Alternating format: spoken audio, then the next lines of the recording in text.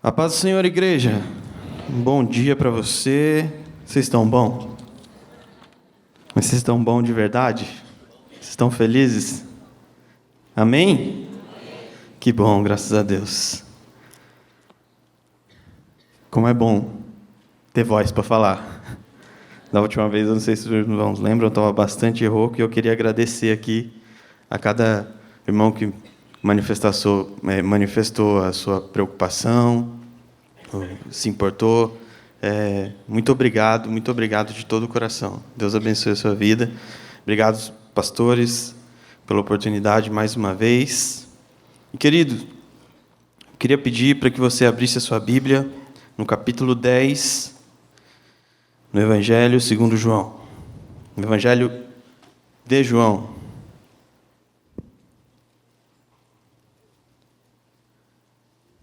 João, capítulo 10.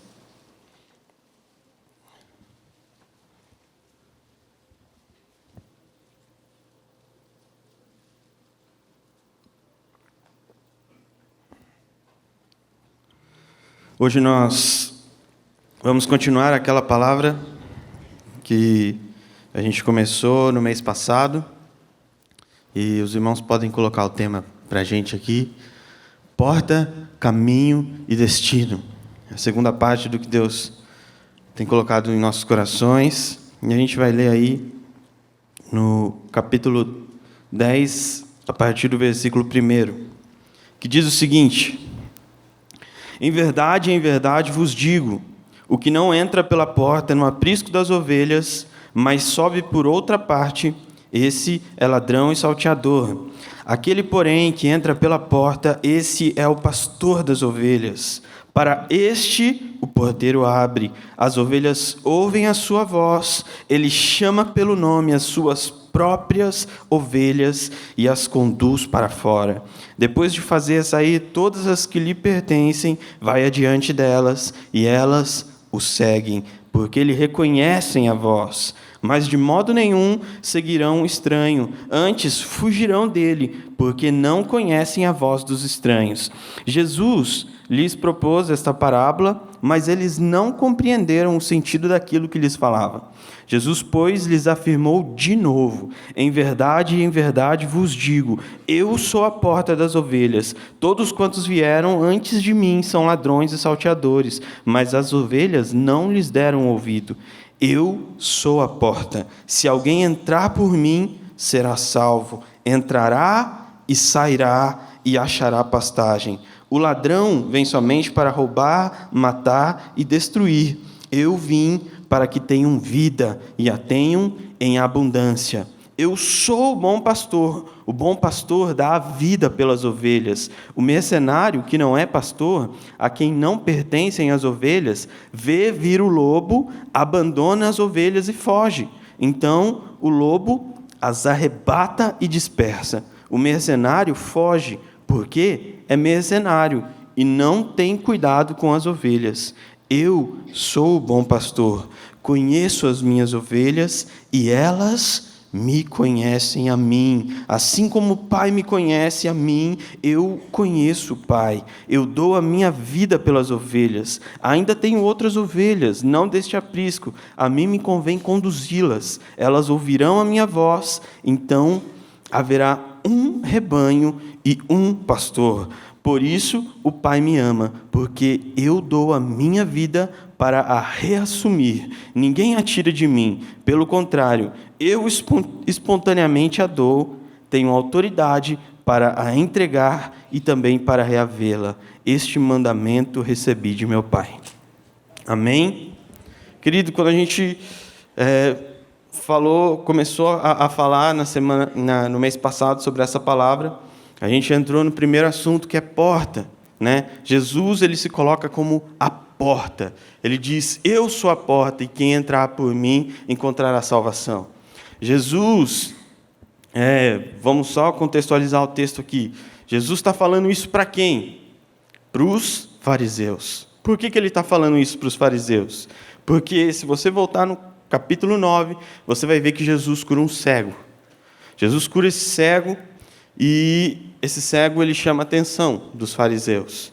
Então, os fariseus vão questionar Jesus sobre a cura desse cego. E aí, quando eles começam a questionar Jesus, falar assim, como assim?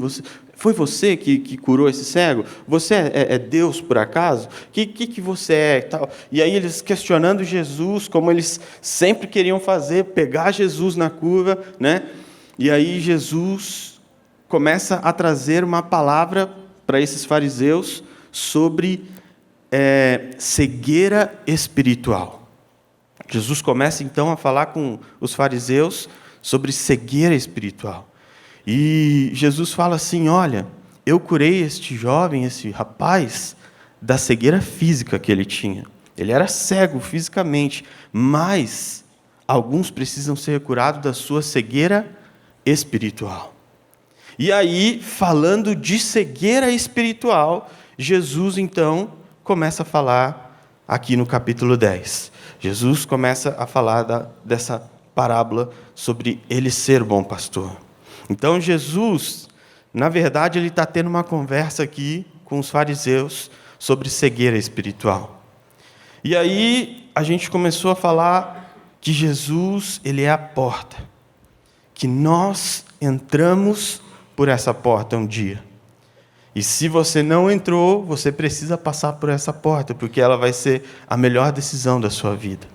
Jesus, ele diz, né, que ele é a porta e aqueles que passam por ele se tornam ovelhas, as suas próprias ovelhas, que ele chama pelo nome. Então, Jesus está falando aqui de identidade. Jesus está falando, olha, vocês estão perdidos, mas quando vocês passarem por mim, eu vou reestabelecer a identidade para a qual vocês foram criados. Eu vou colocar de novo em vocês a identidade de vocês, porque eu conheço o nome de vocês, eu sei quem vocês são de verdade e não tenho como se esconder de mim, eu conheço o íntimo do seu coração. Jesus começa a falar disso aqui para aqueles fariseus, né? E a gente conversou um pouquinho e falou que, às vezes, por causa das nossas necessidades do dia a dia, a gente vai se escondendo atrás de máscaras, ou porque machucaram a nossa personalidade, a gente vai se escondendo atrás de alguém que a gente não é. Mas não adianta, querido, diante de Deus, a gente não consegue se esconder. Ele conhece o mais profundo do nosso coração. Ele sabe quem você é própria ovelha dele, e ele te conhece pelo nome. Esse é o nosso Deus, esse é Jesus. Então Jesus, ele começa a falar, eu sou a porta, e eu reestabeleço a sua identidade, você passa por mim, e eu faço você lembrar quem você é de verdade, não quem o mundo diz que você tem que ser. Jesus começa a falar isso, e a gente vai aprendendo que o nosso lugar é no Senhor. É entender que a gente precisa voltar para esse estado de ter a nossa idade bem definida em Cristo. Então, a gente teve esse entendimento. A gente foi falando sobre essas coisas. Jesus, ele te chama. Se você tem vivido longe dessa porta que é Jesus, Jesus está te chamando para passar novamente por essa porta. E aí, quando a gente passa por essa porta, a gente começa um novo processo, chamado caminho. A gente falou que a porta, ela significa acesso. Então, quando eu entro pela porta, eu tenho acesso àquilo que Deus quer da minha vida. Quando eu passo pela porta, então Jesus começa comigo um caminho. E caminho, querido, diz respeito a processo. Se a porta fala de acesso, caminho fala de processo. O que Deus quer fazer na sua vida. Se a gente acompanha comigo de novo o versículo 3 e 4, diz assim: para este o porteiro abre, as ovelhas ouvem a sua voz, ele chama pelo nome as suas próprias ovelhas e as conduz para fora. Lembra dessa palavra, conduz. Depois de fazer sair todas as que lhe pertencem, vai adiante delas, e elas o seguem. Essas três expressões a gente precisa destacar aqui nesses 2 versículos. Jesus conduz as suas ovelhas. Ele vai adiante delas, e elas o seguem. Querido, você precisa entender que o caminho é Jesus. Ele diz, eu sou a porta. Ele fala, se você passar por mim, se você entrar por mim, então você achará salvação. Em outro momento, Jesus, eu sou o caminho, a verdade e a vida. Jesus não apenas vai estar conosco no caminho, mas Jesus é o caminho. Querido, o caminho significa seguir os passos de Jesus. O caminho é ser conduzido por Jesus. E se o caminho, ele diz respeito ao processo, a trabalhar de Deus, seguir a Jesus fala de sermos moldados por Ele. Fala daquilo que Deus quer operar em nós. O caminho é o processo. O caminho fala de como Deus quer trabalhar nas nossas vidas. De como Deus quer nos transformar para a glória do seu nome. Seguir a Jesus, querido, tem muito mais a ver com Ele tirando coisas de nós que não o agradam, do que com nós ganhando coisas que nós não precisamos. E a gente tem visto um evangelho por aí, onde se tem apresentado um Jesus que é bom de dar coisas. E deixa eu falar, Jesus e Deus são os maiores interessados em dar as coisas que você precisa. Mas o que tem se vendido por aí é um evangelho onde que Deus dá, Deus dá, Deus dá, Deus dá, mas a gente não precisa olhar para si mesmo e falar, Senhor, o que o Senhor precisa tirar de mim? O que o Senhor precisa transformar na minha vida? E, querido, o caminho com Jesus tem muito mais a ver com Jesus tirando coisas de você que não o agradam, do que Ele te dando coisas que você não precisa. E a gente acha que a gente precisa de um bocado de coisa. A gente acha que tem muita coisa que é importante para a gente, mas que, na verdade, a gente vai descobrir depois que a gente não precisa. Né? Quem tem em casa uns 2, 3, 15, 27, 354 itens que você comprou e que depois você descobriu que você não precisava de nada daquilo? Né? Todo mundo tem alguma coisa. Eu costumo dar um exemplo para os adolescentes e eu queria fazer com você agora esse exemplo. Imagina comigo que você não precisasse lutar, batalhar para comprar os seus bens materiais. Não, acabou isso. É uma suposição, tá, gente? Imagina, acabou. Você não precisa se esforçar mais para comprar nada. Deus falou assim, olha, você vai ter oportunidade de cada bem pessoal que você tem, você faz um pedido para mim e eu vou te dar. O que você quiser. Assim, ó. Estalo de mágica. Então imagina, irmã, você fala assim, a casa dos meus sonhos. Nossa, aquele apartamento que tem a sacada do tamanho de uma varanda. Imagina, irmã, você fala assim, Deus, eu quero uma casa de 4 andares, com 16 quartos. Deus, é isso que você quer? Puf, você ia ter sua casa. Imagina isso. E aí eu pergunto para os irmãos, já pensou, irmãos? Você falar para Deus, Deus, aquele carro, Esse é o carro que eu quero, Deus. Aquele carro de 722 cavalos de potência, né? Aquele carro esportivo, aquela Ferrari, uma Lamborghini. Você pediu, puf, Deus te dá. Imaginou? O que você ia pedir aí? Já começou a viajar, já? Eu ia pedir para Deus isso, né? Então, qualquer bem de consumo, você não precisaria se esforçar. Você ia imaginar, falar, Deus, eu quero esse. Tuf, ia aparecer para você. Conseguiu pensar em algumas coisas aí que Deus poderia te dar? E aí eu pergunto isso para os adolescentes, é interessante. Os meninos, não, eu ia pedir um Ferrari, não sei das quantas. E as meninas, eu ia pedir uma mansão, com aquelas piscinas infinitas, assim, que dá para tirar foto na piscina infinita. E as meninas vão viajando, e cada um fala uma coisa. E aí eu falo assim, só que tem uma condição. Deus vai colocar uma condição. Aquilo que você pedir vai ser seu para o resto da vida.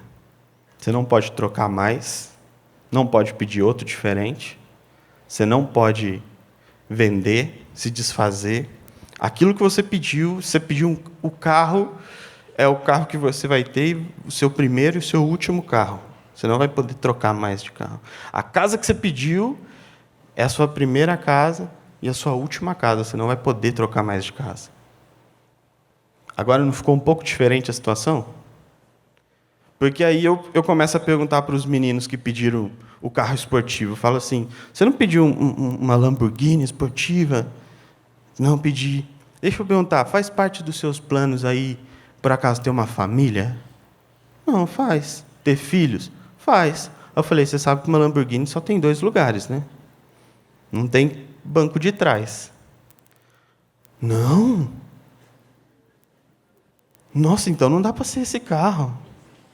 Aí eu falei, as meninas, essa mansão que você pediu aí, com 16 quartos, você sabe que um dia você vai ficar bem velhinha, né? E aí, são 16 quartos para ficar vazio na sua casa. Você já imaginou? Nossa, é verdade. E você, querido? Já se arrependeu de alguma coisa que você pensou? E falou, não, com essa regra eu já não ia pedir assim para Deus. Sabe por quê? Porque nem tudo que a gente quer é o que a gente realmente precisa. Quando a gente começa a pensar que o que a gente realmente precisa vai mudando de acordo com que nós amadurecemos, de acordo com que a gente vai crescendo, a gente entende que muitas vezes a gente é como crianças mimadas diante de Deus, e a gente pede coisas das quais a gente não precisa. E a gente fala, Deus, eu preciso disso, eu preciso disso. Mas, querido, entenda, Deus, Ele conhece a sua história. Deus, Ele sabe do que você realmente precisa, agora e lá na frente. Deus, Ele olha para o seu coração, e o caminho do Senhor é o lugar que Ele vai nos mostrando isso, que Ele vai nos revelando isso, que Ele vai dizendo, olha, eu sei o que você realmente precisa. E o que você realmente precisa, querido, o que você tem que entender, se você puder sair com alguma coisa dessa palavra no seu coração, eu queria que você saísse com isso. O que você realmente precisa na sua vida é do Senhor Jesus operando em você. É do Senhor Jesus trabalhando constantemente, todos os dias na sua vida, transformando quem você é, tirando cada dia um pouquinho do velho homem que você tem e transformando você em quem Ele quer que você seja. É isso que eu e você precisamos. Em Mateus 16, 24, Jesus diz o seguinte, aquele que quiser me seguir, aquele que quiser vir pelo caminho, então negue-se a si mesmo. Tome a sua cruz. E aí, então, siga-me. Querido, o caminho tem muito mais a ver com Jesus tirando coisas de você que não o agradam, do que Ele te dando coisas que você não precisa. Jesus está falando, olha, se você quer seguir um caminho, se você entendeu e passou pela porta, e você quer continuar essa jornada de seguir um caminho comigo, negue-se a si mesmo. Tome a sua cruz. E aí então me siga. A gente precisa aprender a negar algumas coisas na nossa vida, querido. E é interessante que o texto ele diz assim, Jesus, ele não pede para você se anular. Jesus não quer que você se anule como pessoa. Jesus não quer que você vire um monge, que você vá morar num mosteiro. Jesus não quer que você se isole da sociedade. Jesus não quer que você se anule. Mas o que Jesus quer é que você negue a si mesmo, as suas vontades, as suas paixões, as suas concupiscências, os desejos da carne. Negar a si mesmo, querido. Jesus está falando do nosso desejo de ir à frente na caminhada. Porque às vezes, na caminhada com Jesus, às vezes, quase sempre, toda hora, a gente vai à frente de Jesus na caminhada. A gente fala, Jesus, eu estou seguindo o Senhor, mas eu estou seguindo o Senhor aqui na frente. A gente toma as rédeas da situação. Quando Jesus é o Senhor do controle. Quando Ele tem que ir à frente. Quando a gente leu aqui que Jesus é a porta, mas Ele conduz. Ele conduz. As suas ovelhas o seguem. Se a gente segue, queridos, é porque Jesus vai à frente. É porque Jesus vai adiante. Então, Jesus ele não está pedindo, quando Jesus fala, negue-se a si mesmo, Ele não está pedindo para que você se anule, mas Ele está pedindo para que você abra mão do seu direito de andar na frente e que você vá para trás e que deixe que Ele conduza. Jesus está pedindo isso de nós. Eu preciso ser conduzido por Jesus todos os dias. Eu preciso ser levado por Jesus todos os dias. Eu preciso ser guiado por Jesus todos os dias. Jesus está falando de você negar a sua natureza pecaminosa, que insiste em desobedecê-lo. Quando você vai à frente, talvez você toma caminhos que Jesus falava, não, peraí, olha, os nossos planos eram vir por aqui, porque você está indo para aí. Mas quando a gente deixa Jesus ir à frente, a gente vai onde Ele nos manda. Se Jesus avançar, a gente avança. Se Jesus parar, a gente para. Se Jesus ir para a direita, a gente vai para a direita. E se Jesus for para a esquerda, a gente vai para a esquerda. Porque é Ele que está conduzindo. E a gente precisa ser conduzido por Jesus, querido. A gente precisa aprender a ser conduzido por Jesus. Se a gente for olhar para aquilo que a gente está colhendo hoje, é porque a gente plantou muita decisão que foi feita sem Jesus lá atrás. E o que a gente precisa fazer é começar a plantar com Jesus, para que a gente colha lá na frente o que Jesus quer para nós. Sabe, a gente acha que a gente é sóbrio para tomar as nossas decisões, né? Que a gente sabe, querido, talvez você seja inteligentemente, suficientemente bom para escolher tudo que você precisa para você. Mas eu tenho certeza de que a sua sabedoria não se compara à sabedoria de Deus. E que Ele tem o melhor para a sua vida. Que os planos do Senhor são melhores. Que os caminhos do Senhor são mais altos. Sabe, saiu um estudo, um pouco já antigo, mas um estudo sobre neurociência.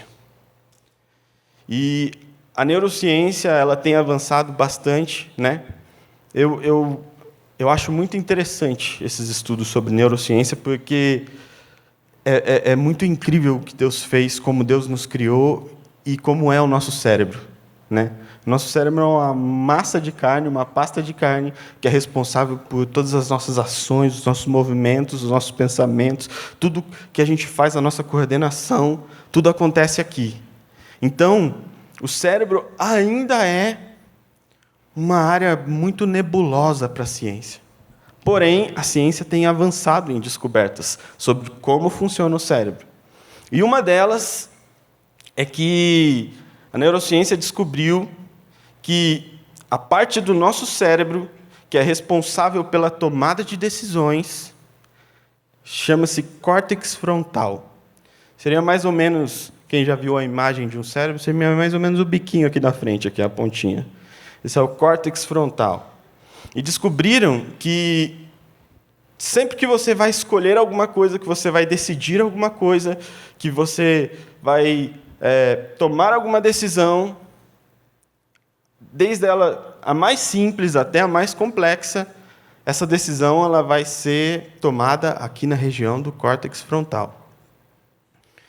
E o mais interessante é que descobriram que o córtex frontal ele não está 100% apto de tomar decisões sensatas até que ele esteja plenamente formado. Ou seja, o córtex frontal em formação não é suficientemente capaz de tomar decisões completamente sensatas. Ele não sabe trabalhar muito bem sozinho até que ele esteja completamente formado. Traduzindo em miúdos. E qual é essa idade de formação? Entre os 22 e os 25 anos de idade. Então, o que a neurociência descobriu? Que uma criança, um adolescente e um jovem no início ali da sua juventude têm o seu córtex frontal em formação e que eles não são plenamente capazes de tomar decisões sozinhos. Entendeu? Eu falei isso para os adolescentes, eles ficaram arrasados. Como assim? Eu sei tomar conta da minha vida. Sabe nem que roupa vai vestir. Né? É por isso, querido, que uma criança ela não consegue discernir se vai ser bom ou ruim para ela se ela enfiar um prego na tomada. Né? Porque o córtex frontal dela está começando a se desenvolver. Então, ela não é suficiente capaz de tomar uma decisão. Um adolescente está começando ali a se desenvolver o seu córtex frontal. Olha, pai, estou te dando um argumento aqui. Né? Quando seu filho vier pedir uma coisa para você, você fala assim, pai, deixa eu. Não, não deixo. Ai, mas eu quero. Você fala assim, não. Seu córtex frontal ainda não está completamente desenvolvido. De nada, paz. Então, queridos, por que eu estou falando isso? Porque no mesmo dia que eu falei isso para os adolescentes, eu fiz uma outra pergunta para eles. Eu perguntei assim, agora pensa comigo, se Deus te criou de uma maneira em que até os 22, 25 anos mais ou menos, você não é 100% capaz de tomar as suas decisões sozinhos, por que é nessa faixa etária que a gente tem que tomar as decisões mais importantes da nossa vida? Que faculdade a gente vai fazer? Que área de trabalho a gente vai seguir? Com quem a gente vai casar? Aonde eu vou começar a minha família? Por quê? Se Deus me criou dessa maneira, onde eu não sou suficientemente capaz de escolher as minhas decisões, porque é nessa fase que eu tenho que tomar as decisões mais importantes da minha vida. Querido, sabe por quê? É porque o plano de Deus é que você o tenha à frente do seu caminho, que você tenha Ele como o dono das suas decisões, que você tenha Ele à frente daquilo que você escolhe. Deus quer estar com você no seu processo de construção, jovem. Deus quer estar com você no seu processo de crescimento, adolescente. Ele quer participar das suas decisões para te dar um futuro brilhante. Esse é o nosso Deus. É assim que Ele trabalha, é assim que Ele age. Nós precisamos depender de Deus, querido. Deus, Jesus, Ele quer ser o dono das suas decisões. Não no sentido, Jesus Ele quer ser o dono das suas decisões, mas não no sentido de que você deve sair aí perguntando para Deus cada passo que você vai dar. né? Deus não quer que chegue no final do culto, você vá ali no Marcelo das Trufas e fale, Senhor, eu devo comer uma trufa de brigadeiro ou de prestígio, Jesus? Não é isso que Deus quer de você, querido. O que Deus quer é que Ele vá na sua frente e tudo que você faz resulte em glória para o nome dEle. As suas decisões retornando em glória para o nome de Deus. Aquilo que você decide na sua vida, você tem Jesus à frente, então o que eu decido é para que o nome dEle seja exaltado. É para que o nome de Jesus seja glorificado. Em um dos nossos retiros, a Dani pregou para a gente sobre 1 Coríntios, capítulo 10, versículo 31, que diz assim, tudo que comais, quer comais ou bebais, tudo que fizer, seja feito para a glória de Deus. Quer comais, quer bebais, tudo que você fizer, faça para a glória de Deus.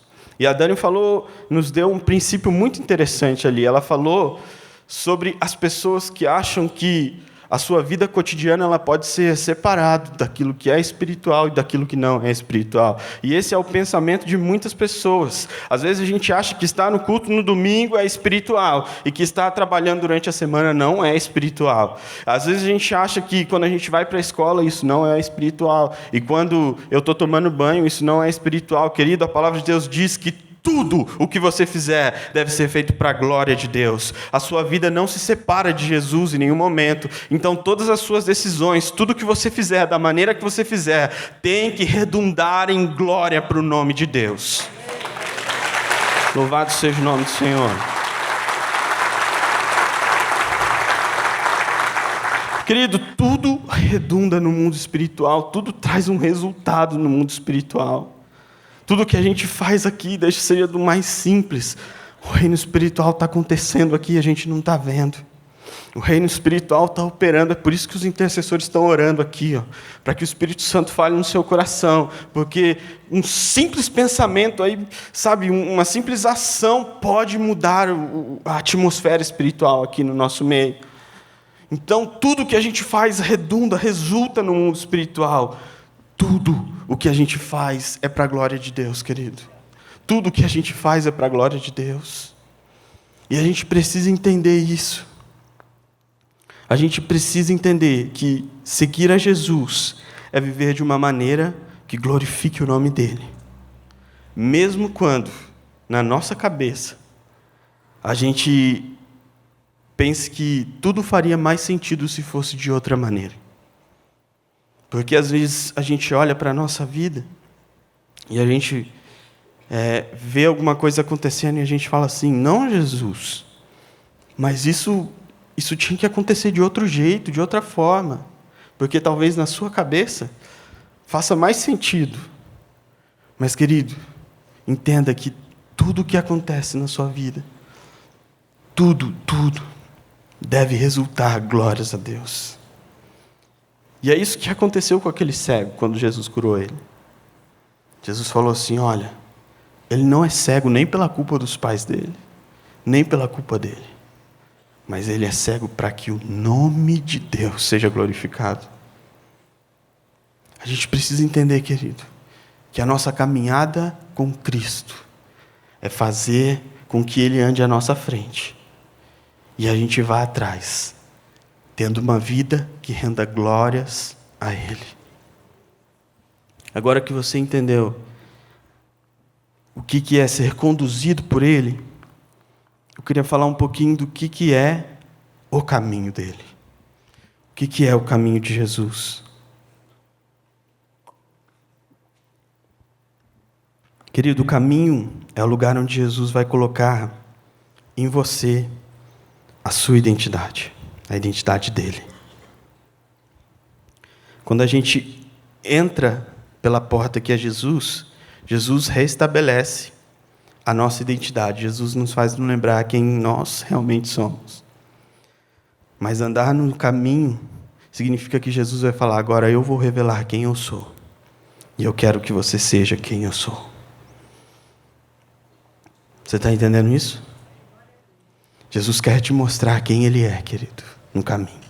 O caminho é o lugar onde a gente vai aprender quem nós somos em Cristo. É o lugar onde Ele vai transformar você, caminho. Ele vai transformar a sua vida, querido. O caminho é o lugar dos processos de Deus na nossa vida. O caminho é o lugar dos processos de Deus na nossa vida. O caminho é o lugar onde Deus vai começar a tirar algumas coisas. Onde Deus vai começar a pedir algumas coisas.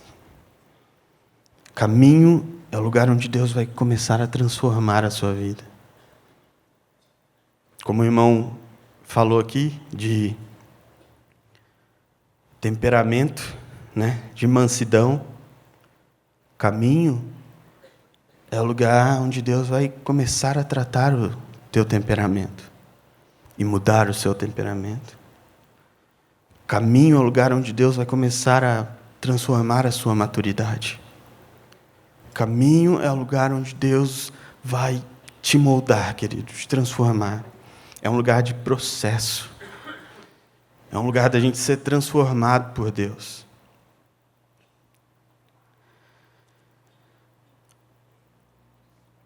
O caminho é o lugar onde Jesus nos alinha e nos aponta para os seus propósitos. Porta, caminho e destino. Porta, nós reconhecemos quem Ele é e quem nós somos e entramos por Ele.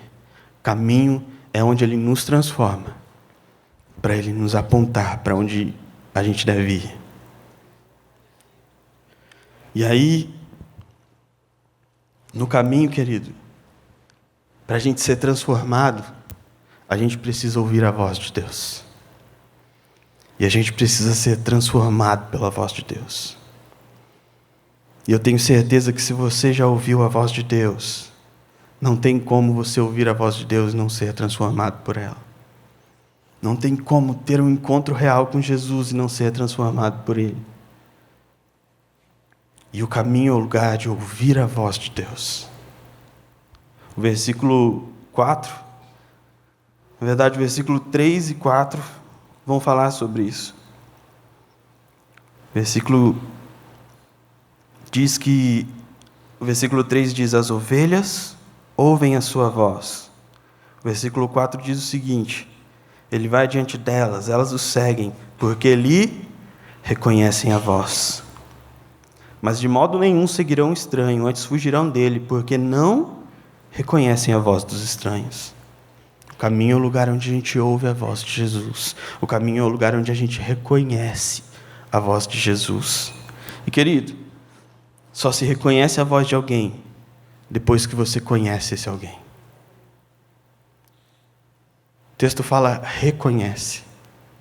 Você só consegue reconhecer a voz de alguém depois que você anda com essa pessoa, depois que você conhece essa pessoa.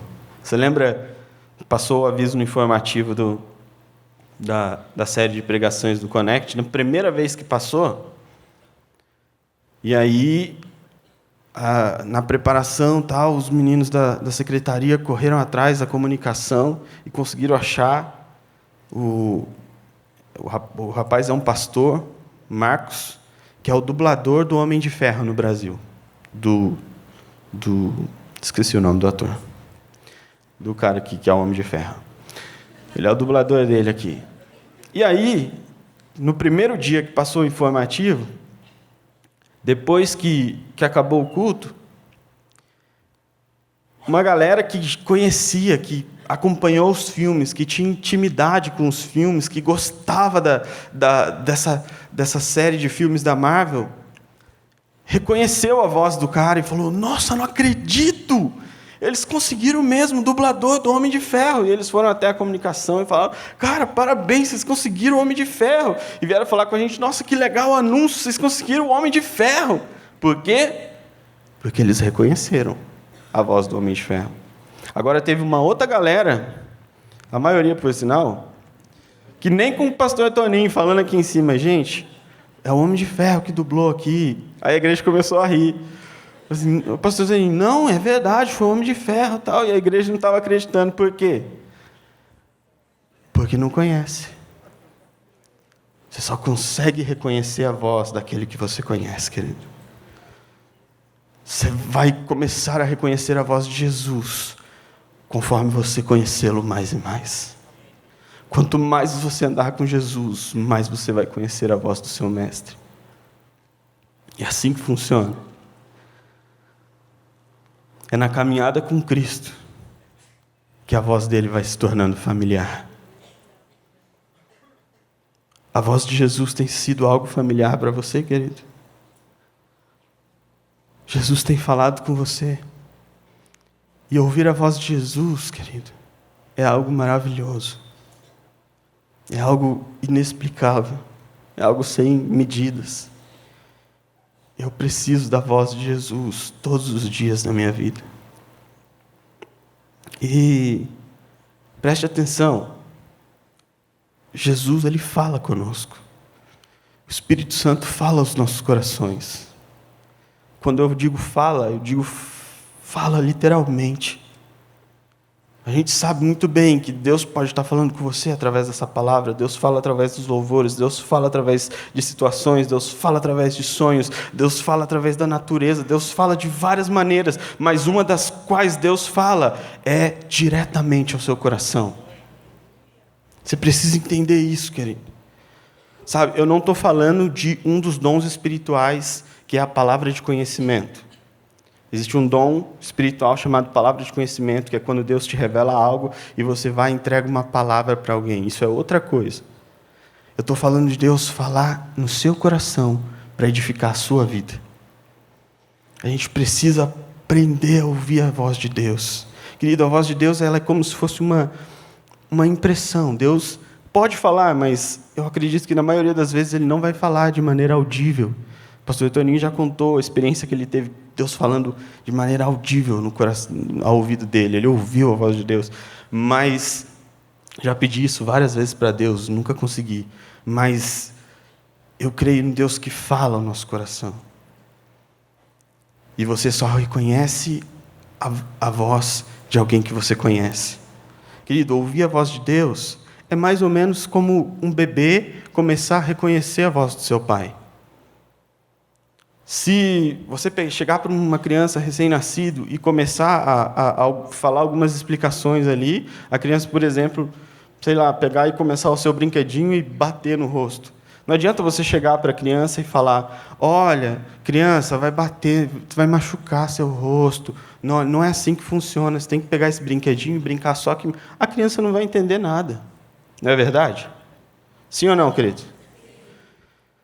Mas, se você começar a criar algumas palavras que a criança assimile, por exemplo, não, a criança começa a entender o que é aquele não.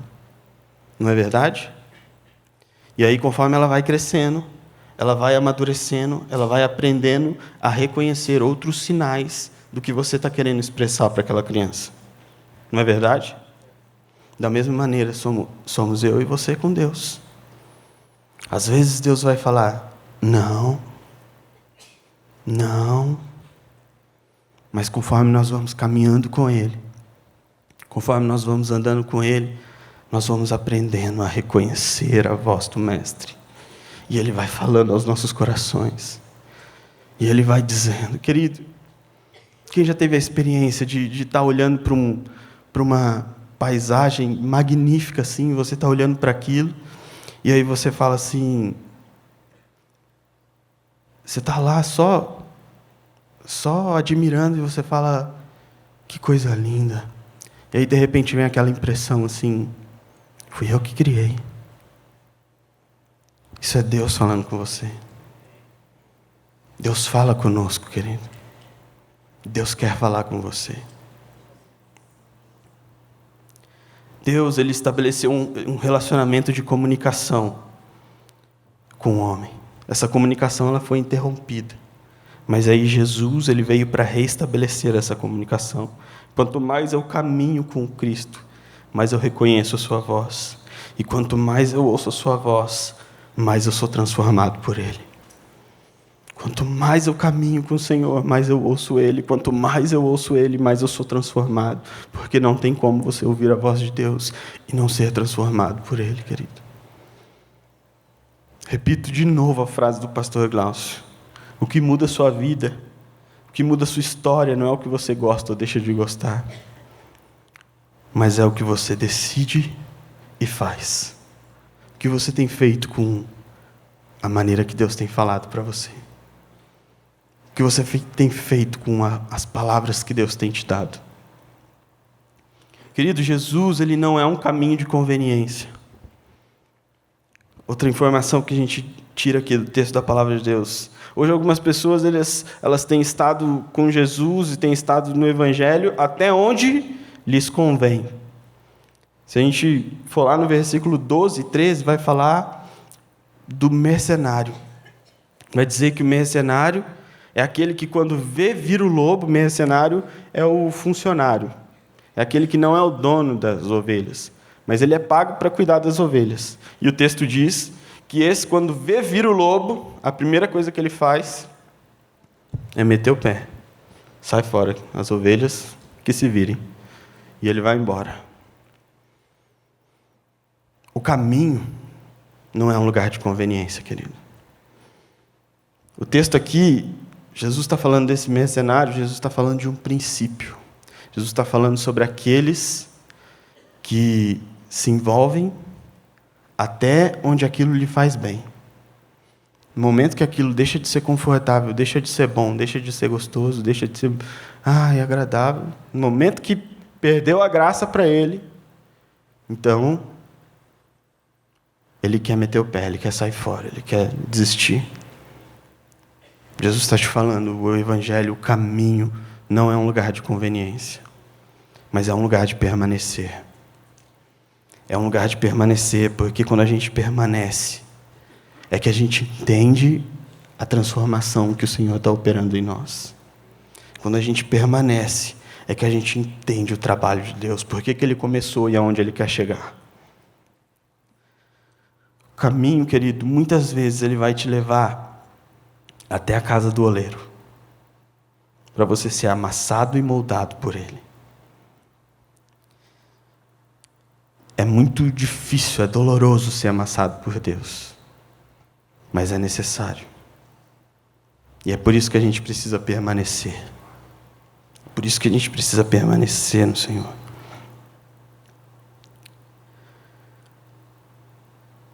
Porque, na verdade, Jesus está te preparando, Ele está te maturando, querido, para aquilo que está por vir. É por isso que Deus abomina a murmuração. Porque quando você murmura, você está falando mal de um momento, de uma etapa da sua vida, onde Deus está te preparando para algo maior. Quando você murmura, você deixa de reconhecer o trabalhar de Deus na sua vida. Ao invés da gente olhar para si mesmo e falar assim, calma, é Deus que está trabalhando. A gente reclama e a gente murmura, e quando a gente faz isso, a gente está indo contra o trabalhar de Deus na nossa vida. É só depois de ser amassado pelo oleiro que eu me torno um vaso novo. E Deus quer te transformar num vaso novo, para o propósito novo que Ele tem para a sua vida. Deus quer te transformar num vaso que Ele necessita. E é só depois de ser amassado que a gente consegue se tornar esse vaso novo. Querido, Jesus ele vai te preparar no caminho. Ele vai te amassar, Ele vai falar com você, Ele vai te transformar. Mas tudo isso para que Ele possa te levar até o seu destino. Até o lugar que Ele tem preparado para você. Filipenses, capítulo 1, versículo 6 diz, parafraseando aqui, aquele que começou um processo no caminho, é fiel para completá-lo, até que se cumpra o seu destino. Deus começou um processo na tua vida, querido. Acalma no Senhor, porque Ele vai completá-lo, e Ele vai te colocar no destino que Ele colocou na sua vida. E para a gente terminar, bem rapidamente, eu queria falar da terceira etapa, que é o destino. Se porta é acesso, caminho é processo, destino é propósito. Destino significa o propósito de Deus na nossa vida. O versículo 3 e o versículo 4, novamente, vai dizer que Jesus conduz as suas ovelhas para fora. Ele tem um destino para ela. O versículo 9 vai dizer que aqueles que entram, sairão. Querido, a gente precisa entender que no caminho Jesus nos prepara para o destino. E destino é todo o propósito que Ele quer cumprir em nossa vida. O nosso maior papel em Cristo é ser o Cristo que as pessoas ainda não conheceram. O seu maior destino, Deus vai começar a transformar a sua vida para alguns propósitos específicos, mas você precisa entender que, de modo geral, o maior propósito que o Senhor vai te dar é ser Jesus na vida de outras pessoas. É isso que Ele quer fazer com a sua vida, sabe? E a gente precisa entender que a gente só pode entregar aquilo que a gente recebe. Paulo fala isso quando ele usa o texto áureo lá da ceia do Senhor. 1 Coríntios 11, 23, ele diz: porque eu recebi do Senhor o que eu também vos entreguei. A gente recebe do Senhor para entregar. E é por isso que existe o caminho para o Senhor te maturar no processo, para Ele te entregar, para Ele te formar, para que você possa entregar para as outras pessoas, para que você seja um canal de bênção para as outras pessoas. Eu recebo de Deus, então eu entrego aquilo que eu recebi. Eu sou transformado no caminho pelo Senhor, para que eu possa transformar outras pessoas pela graça de Cristo. O meu papel é anunciar o Evangelho, é ser o Jesus que as pessoas precisam. Querido, a gente tem vivido um tempo onde as pessoas estão famintas, onde as pessoas estão com sede da palavra de Deus, mas ao mesmo tempo as pessoas estão frustradas com a igreja de modo geral, porque a igreja se apegou à religiosidade, a igreja se apegou a práticas religiosas, a igreja se apegou a rotinas, mas Jesus está falando para aqueles fariseus: eu sou a vida, eu sou aquele que transforma. Jesus está falando assim: vocês precisam ser como eu sou, e não práticas religiosas simplesmente. Eu curei aquele homem porque ele precisava ser curado, e vocês precisam fazer o mesmo. É isso que Jesus quer impulsionar nos nossos corações. Esse é o destino que Ele nos dá. Querido, se Jesus nos cura de uma doença, é para que você possa testemunhar dessa cura e abençoar outras pessoas. Se Jesus te deu um livramento, é para que você possa anunciar desse livramento para as pessoas. Jesus está te preparando para que você seja Jesus lá fora. As pessoas precisam enxergar Cristo na sua vida. Aquilo que Deus permitiu acontecer na sua vida, querido, que você ainda não entendeu, aquilo que está acontecendo que você ainda não entendeu, querido, entenda que é um processo de Deus, que Deus está te preparando para te deixar capacitado para falar das pessoas sobre o amor de Jesus. Jesus, Ele quer te capacitar para que você espalhe o amor dEle. Sabe? O maior propósito da sua vida é falar do amor de Jesus, é ser Jesus para outras pessoas. Essa semana aconteceu uma situação muito engraçada. Eu liguei, estava precisando acertar alguma coisa no trabalho, liguei para um número e liguei errado. O último número lá eu inverti. Era 89, eu coloquei 98. E aí uma senhorinha atendeu. Só que isso deve acontecer muito com ela. Porque ela atendeu, eu falei: alô, é de tal lugar? Ela falou assim: não é. Aí eu falei: não, mas eu peguei o telefone aqui no Google. Ela falou assim: mas você deve ter digitado errado. Você deve ter colocado 89 ao invés de colocar 98. Aí eu falei assim: então deve ser. Nossa, me desculpa. Foi engano, então. Ela falou assim: tudo bem, tudo bem. Aí eu falei: então, obrigado, tchau. Ela falou assim: peraí. Aí eu falei: pois não? Ela falou assim: será que eu podia te indicar um site para que você pudesse ler um pouco mais sobre a palavra de Deus? Será que... E ela começou a pregar para mim no telefone, querido, que eu liguei errado, que eu tirei ela do conforto dela, que provavelmente ela estava fazendo alguma coisa ocupada. E ela tinha tudo para atender o telefone e falar assim: que porcaria, você ligou errado aqui, presta atenção. Mas ao invés de despejar um monte de insatisfação em cima de mim, sabe o que ela fez? Ela derramou graça, ela derramou Jesus na minha vida. E é isso que a gente precisa fazer, queridos. A gente precisa entender que Jesus nos transforma para que a gente possa transformar a outros. A gente precisa entender que tem pessoas com fome e que não está difícil a gente falar de Jesus. A gente começa a falar um pouquinho e as pessoas estão sedentas pelo rio de águas vivas que é Jesus. O problema é que nem sempre a nossa vida condiz com o Jesus da Bíblia. E que a gente não vive aquilo que as pessoas querem ver.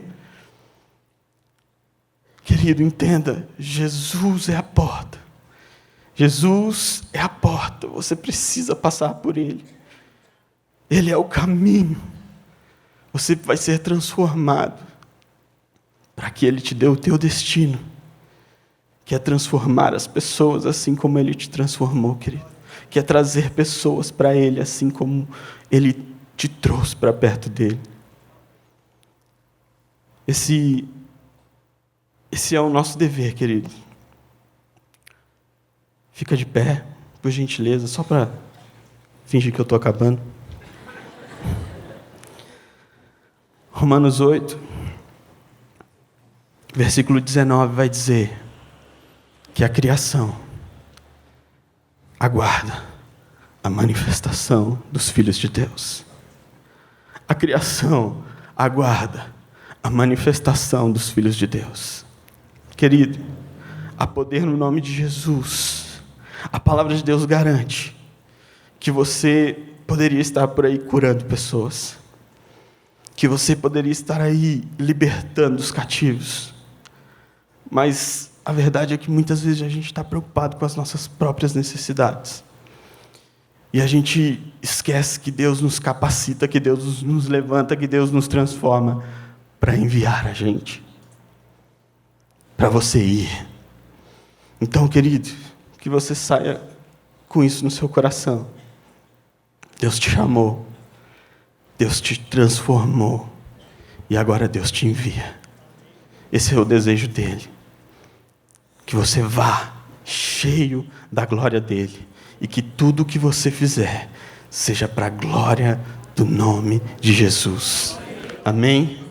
Louvado seja o nome do Senhor.